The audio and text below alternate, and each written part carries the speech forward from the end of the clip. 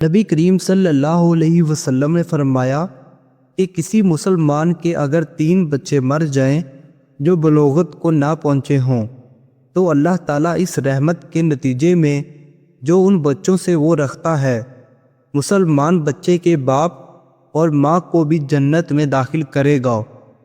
صحیح بخاری حدیث نمبر 1248۔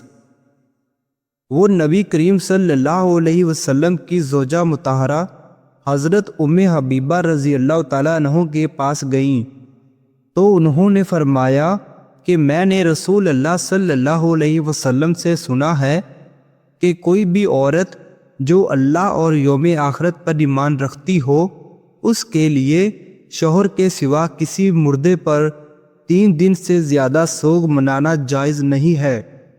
ہاں، شوہر پر 4 مہینے 10 دن تک سوگ منائے۔ صحیح بخاری حدیث نمبر 1281۔